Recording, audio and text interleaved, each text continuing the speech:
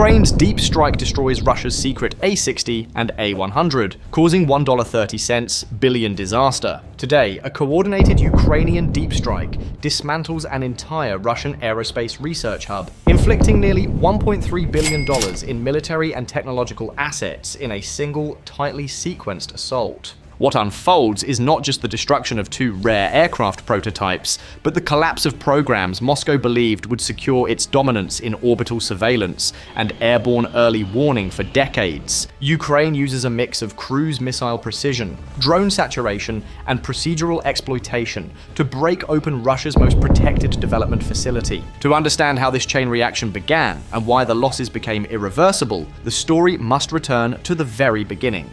At 3:47 a.m. over Taganrog, a Neptune cruise missile cut through the darkness at 550 miles per hour, closing steadily on one of Russia's most heavily guarded aerospace complexes. The missile was not alone. A formation of Ukrainian Bars jet-powered drones raced in the same corridor, their operators coordinating a multi-axis strike intended to expose a secret Russian project nearing completion at the Berv aerospace manufacturing facility. Their mission was clear: eliminate two one-of-a-kind aircraft prototypes designed to redefine Moscow's capabilities in satellite interference, airborne warning, and long-range reconnaissance. These were not operational platforms.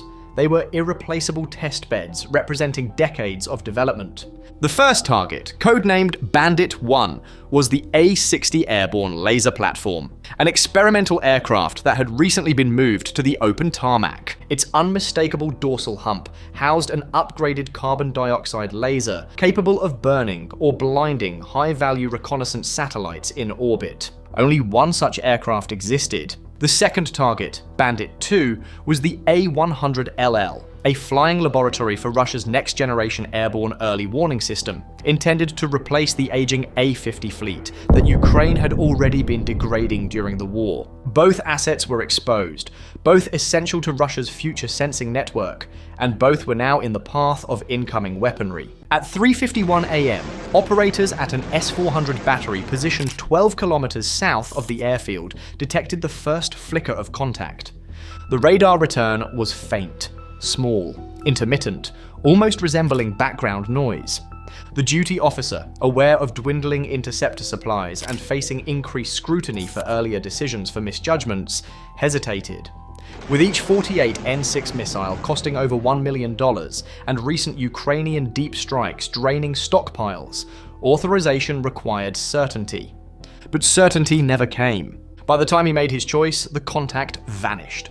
The Neptune had already descended to 50 meters, hugging terrain and using GPS INS guidance, along with infrared correlation to match ground features and execute micro-adjustments.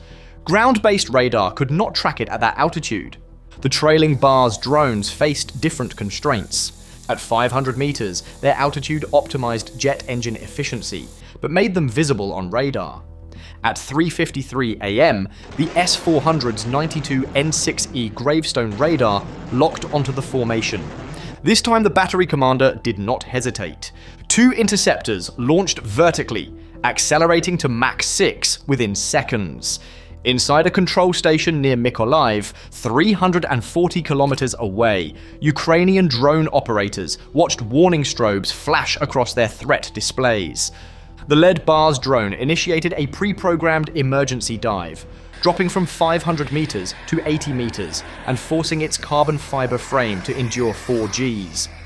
5 additional drones scattered along randomized evasion paths. The S-400 missiles immediately encountered a tracking nightmare. Their semi-active radar homing required continuous target illumination, but the drones vanished into terrain clutter. Multiple returns, ghost reflections, and false positives overwhelmed onboard processors. The first interceptor detonated harmlessly over an empty field after locking onto a Phantom. The second overshot a drone executing a tight right turn, unable to pull sufficient Gs to follow. It self-destructed downrange. For the battery commander, the realization was immediate and unsettling. He had failed to stop the incoming wave. Those explosions triggered an entirely new problem. Until that moment, a Pantsir S-1 battery, stationed near the Berv airfield, had been operating in passive mode, keeping its radar silent to avoid detection.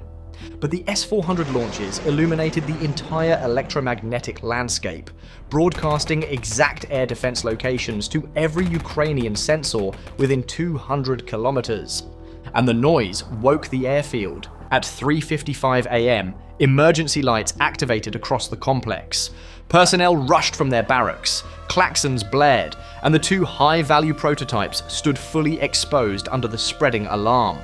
The A-60 laser aircraft, worth the better part of $450 million alone, remained unprotected and immobile. The Neptune cruise missile was now only 12 kilometers from impact. The A-60 had long been central to Russia's ambition to counter US and Allied satellite fleets. Originally conceived during the Cold War as an airborne energy projection platform, it was revived in the early 2000s with a mission to blind satellite infrared sensors. Its upgraded 21st century configuration was believed capable of damaging optical systems on orbiting assets during their brief overpass windows, giving Russia a method to degrade adversary reconnaissance without direct kinetic engagement. Losing it would mean losing that entire technological avenue. The A-100 carried similar strategic weight. As an airborne test environment for next-gen radar arrays and processing suites, it represented the future backbone of Russian airspace awareness, capabilities that would guide fighter direction, cruise missile tracking, and strategic targeting. Ukrainian intelligence, analyzing satellite imagery captured 12 hours prior, had pinpointed both prototypes on the tarmac. Weapons were therefore assigned accordingly: the Neptune for the A-60, BARS drones for the A-100 and maintenance infrastructure. At 3:56 a.m., the Pantsir S-1 finally activated. Its 1RS-11E radar swept for targets, picking up the Neptune at 6 kilometers. But its missile launchers were offline due to a system fault. The crew shifted to the autocannons, twin 30mm guns firing 5,000 rounds per minute. Yet the Neptune executed a terminal weave pattern, shifting laterally several meters every half second. Fire control algorithms could not predict its movements reliably. Tracer streams carved bright arcs across the sky, forming what the crew hoped was an impenetrable barrier. The missile slipped through almost unhindered. Only a single round struck its reinforced casing, but the warhead and guidance remained intact. At 3:57 a.m., Neptune crossed the perimeter fence at 40 meters. The Pantsir's guns could not angle low enough. Seconds later, the 150-kilogram warhead detonated against the A-60's forward fuselage. The blast ruptured residual JP-8 fuel tanks, creating a fireball that engulfed the entire airframe. The iconic dorsal hump, housing optics and laser assemblies worth tens of millions, collapsed as heat warped the internal supports. Flames towered 30 meters high, blinding ground crews and throwing debris across nearby structures. The BARS drones, now only minutes out, detected the Pantsir's radar emissions and immediately fed coordinates upstream. The Ukrainian team redirected 2 drones mid-flight to eliminate the newly exposed battery. The Pantsir crew attempted a missile reload, but standard procedure required 90 seconds. They had less than half that. Realizing the futility, the operators abandoned the vehicle. At 3:58 a.m., the first BARS drone struck the A-100 Its 30-kilogram shaped charge warhead punched into the wing root connection, detonating in a focused blast that crippled structural integrity. Seconds later, the second and third drones targeted the maintenance hangars, containing the specialized equipment necessary to service Russia's fleet of special mission aircraft.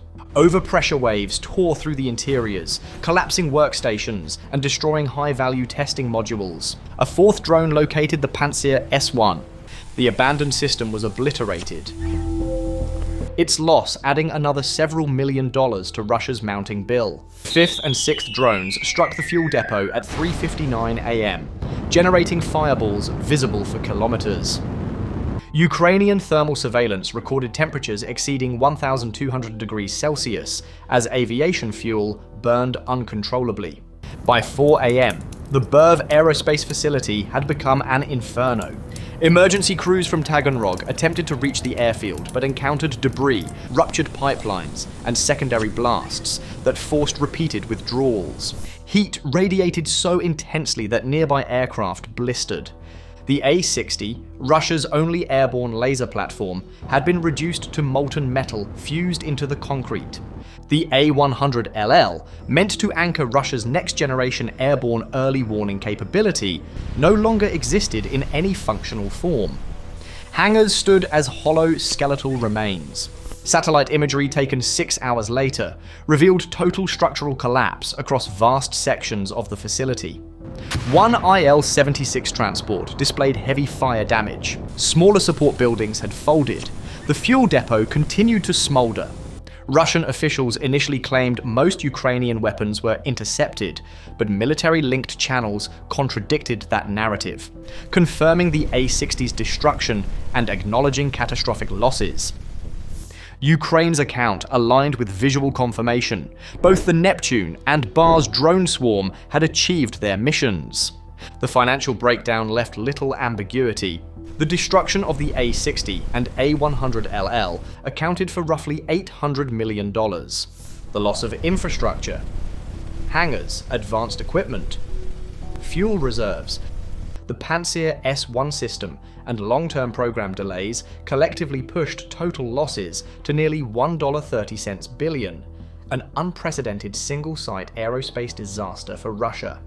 Strategically, the consequences were deeper than material cost. Russia's airborne early warning fleet had already been gutted, with multiple A-50 aircraft shot down during prior engagements. The A-100 program, already slowed by sanctions and restricted access to electronics, had now been pushed back years. Without these systems, S-300 and S-400 batteries must operate blind beyond their radar horizons, reducing their ability to track Ukrainian aircraft and long-range missiles. The loss of the A-60 eliminated Russia's only viable airborne laser weapon test platform. Rebuilding it would require components and expertise that may no longer be available. 3 years earlier, Ukraine could not strike 100 kilometers inside Russia. Now, Ukraine had demonstrated precision reaches hundreds of kilometers deep, with accuracy measured in feet. The destruction of these two aircraft represented more than a tactical victory. It marked the systematic dismantling of aerospace capabilities Moscow spent decades constructing, and which Ukraine eliminated in minutes. Today's strike inflicted nearly $1.3 billion in losses and erased two of Russia's most advanced aerospace prototypes. As Ukraine expands the reach and precision of its deep strike arsenal, the question now becomes, how far into Russia's strategic infrastructure will the next operation reach, and what systems will collapse next? Subscribe for updates.